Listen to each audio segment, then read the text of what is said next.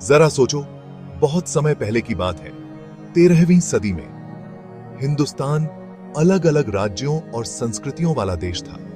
ताकतवर दिल्ली सल्तनत का राज उत्तर भारत के ज्यादातर हिस्सों पर था, लेकिन सल्तनत हमेशा शांत नहीं रहती थी। अक्सर पावर स्ट्रगल्स और राइवलरीज होती रहती थी। ऐसे अशांत समय में एक नया डायनेस्टी उभरने वाला था, खिलजी। ये डायनेस्टी हमेशा के लिए भारत के इतिहास पर अपनी छाप छोड़ने वाला था। सल्तनत को बहुत सारी चुनौतियों का सामना करना पड़ता था, जैसे अंदरूनी विद्रोह और बाहर से मंगोलों का खतरा। इन सब के बावजूद दिल्ली सल्तनत आगे बढ़ रही थी। व्यापार फल फूल रहा था और दिल्ली जैसे शहर ट्रेड और कल्चर के बड़े केंद्र बन गए थे। ऐसे में खिलजी डायनेस्टी का उदय हुआ।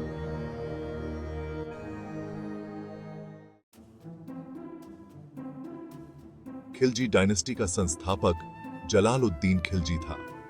वो एक तुर्क नोबलमैन था जो पिछले डायनेस्टी गुलाम डायनेस्टी की सेना में काम करता था। जलालुद्दीन एक कुशल योद्धा और चालाक राजनीतिज्ञ था। धीरे धीरे वो तरक्की करता गया और सुल्तान का विश्वास जीत लिया।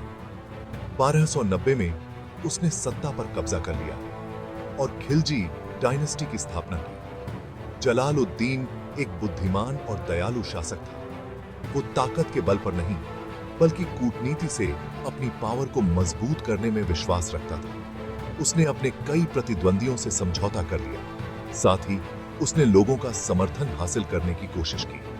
जलालुद्दीन का शासनकाल अपेक्षाकृत शांतिपूर्ण था। खिलजी डायनेस्टी अब दिल्ली में मजबूती से स्थापित हो चुका था।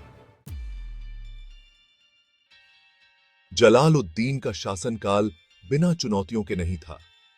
उसका एक महत्वाकांक्षी भतीजा था, अलाउद्दीन। अलाउद्दीन एक क्रूर और महत्वाकांक्षी व्यक्ति था। उसे पावर की भूख थी और इसके लिए वो कुछ भी करने को तैयार था। उसने पहले ही खुद को एक सक्षम सैन्य कमांडर साबित कर दिया था। 1296 में अलाउद्दीन ने दक्षिण भारत के अमीर शहर देवगिरी पर एक साहसिक हमला किया। यह हमला बहुत सफल रहा। अलाउद्दीन दिल्ली लूट में प्राप्त भारी धन दौलत के साथ वापस लौटा। इससे वो सेना और लोगों के बीच बहुत लोकप्रिय हो गया। 1296 में अलाउद्दीन ने जलालुद्दीन की हत्या करवा दी और खुद गद्दी हथिया ली। इस घटना ने अलाउद्दीन खिलजी के शासनकाल की शुरुआत की, जो एक तरफ तो बड़े विस्तार का दौर था, तो दूसरी तरफ क्रूर अत्याचार का भी।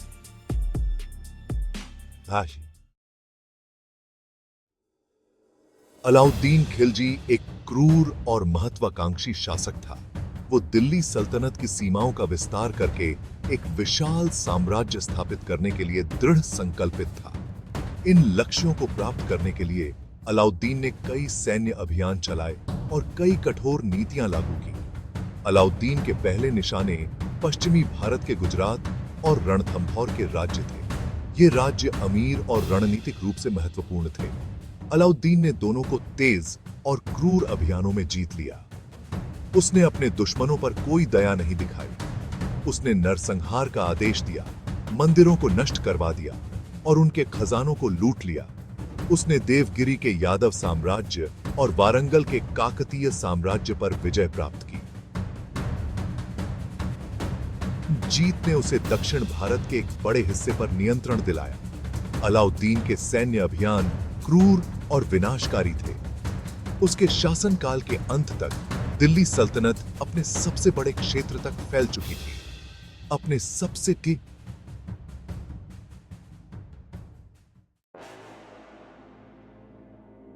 अपने पूरे शासनकाल के दौरान अलाउद्दीन खिलजी को उत्तर दिशा से एक निरंतर खतरा बना रहा। मंगोल एक दुर्जय दुश्मन थे। वे कुशल घुड़सवार और उग्र योद्धा थे। वे पहले ही एशिया और यूरोप के विशाल क्षेत्रों को जीत चुके थे। अलाउद्दीन जानता था कि वह खुले युद्ध में मंगोलों को हरा नहीं सकता, इसलिए उसने एक रक्षात्मक रणनीति अपनाई। उसने अपने शहरों की किलेबंदी मजबूत की। उसने उत्तर पश्चिमी सीमा पर नए किले और प्रहरी दुर्ग बनवाए। उसने एक विशाल और शक्तिशाली सेना भी खड़ी की। अलाउद्दीन की तैयारी रंग लाई। उसने कई मंगोल आक्रमणों को सफलतापूर्वक विफल कर दिया। अलाउद्दीन खिलजी के शासनकाल की सबसे प्रसिद्ध घटनाओं में से एक थी 1303 में चित्तौड़ की घेराबंदी। चित्तौड़ मेवाड़ के राजपूत साम्राज्य की राजधानी थी। यह एक पहाड़ी की चोटी पर स्थित एक शक्तिशाली किला था। इस पर राणा रतन सिंह का शासन था। किंवदंती के अनुसार चित्तौड़ के प्रति अलाउद्दीन का जुनून राणा रतन सिंह की खूबसूरत पत्नी रानी पद्मिनी को पाने की उसकी चाहत के कारण था। रानी पद्मिनी की कहानी रहस्य और किंवदंतियों में डूबी हुई है। चित्तौड़ की घेराबंदी कई महीनों तक चली। अलाउद्दीन की सेना ने किले को घेर लिया और उसकी आपूर्ति लाइन काट दी। अंततः अलाउद्दीन की सेना ने किले की सुरक्षा को भेद दिया। अलाउद्दीन के सामने आत्मसमर्पण करने के बजाय रानी पद्मिनी और अन्य राजपूत महिलाओं ने जौहर किया, जो एक अनुष्ठानिक आत्मदाह है। अलाउद्दीन खिलजी केवल एक विजेता नहीं था, वह एक चतुर प्रशासक और एक क्रूर सुधारक भी था। उसने अपनी शक्ति को केंद्रीकृत करने, अर्थव्यवस्था को नियंत्रित करने और अपना खजाना भरने के लिए डिजाइन की गई नीतियों की एक श्रृंखला लागू की। अलाउद्दीन के सबसे महत्वपूर्ण सुधारों में से एक बाजार नियंत्रण प्रणाली की शुरुआत थी। उसने अनाज, कपड़ा और तेल जैसी आवश्यक वस्तुओं की कीमतें तय कर दी। उसने सरकार द्वारा संचालित बाजार भी स्थापित किए और अपने मूल्य नियंत्रणों को लागू करने के लिए निरीक्षकों की नियुक्ति की। ये उपाय जमाखोरी, अटकलों और मुद्रास्फीति को रोकने के लिए किए गए थे। अलाउद्दीन ने राजस्व व्यवस्था में भी सुधार किया। उसने भूकर में वृद्धि की और चराई और सिंचाई पर नए कर लगाए। इन सुधारों से राज्य के राजस्व में वृद्धि हुई और भ्रष्टाचार में कमी आई।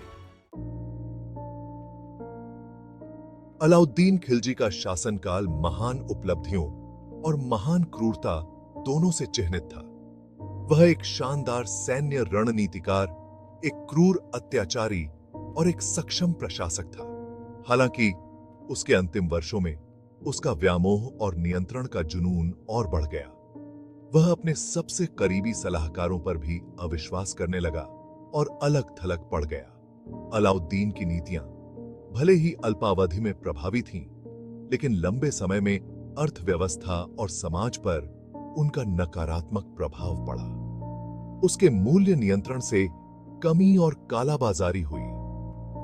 उसके भारी करों ने किसानों को गरीब बना दिया। अपने अंतिम वर्षों में अलाउद्दीन बीमारी और विद्रोह से ग्रस्त था।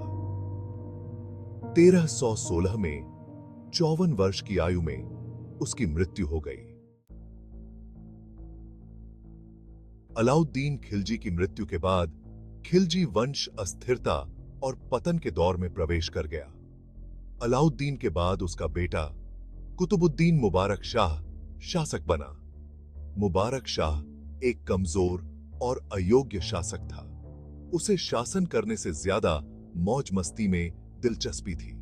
उसने अपने पिता की कई नीतियों को उलट दिया और अपने कई समर्थकों को अलग कर दिया। 1320 में मुबारक शाह की उसके सेनापति खुसरो खान ने हत्या कर दी। खुसरो खान द्वारा गद्दी हथियाना अल्पकालिक था। दीपालपुर के गवर्नर गाजी मलिक ने उसे हराकर मार डाला। गाजी मलिक दिल्ली की गद्दी पर गयासुद्दीन तुगलक के रूप में बैठा।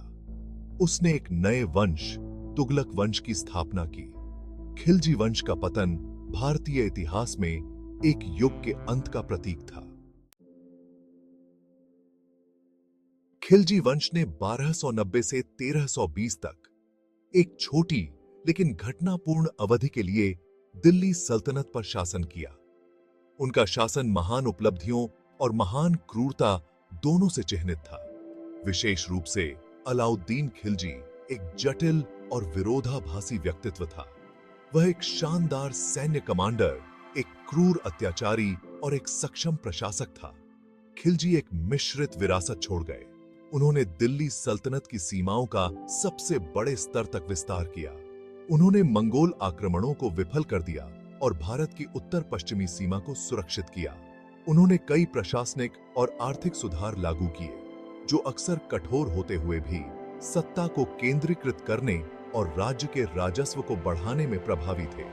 हालांकि खिलजी क्रूरता और उत्पीड़न की विरासत भी छोड़ गए। भारतीय इतिहास पर उनका प्रभाव गहरा और स्थायी था।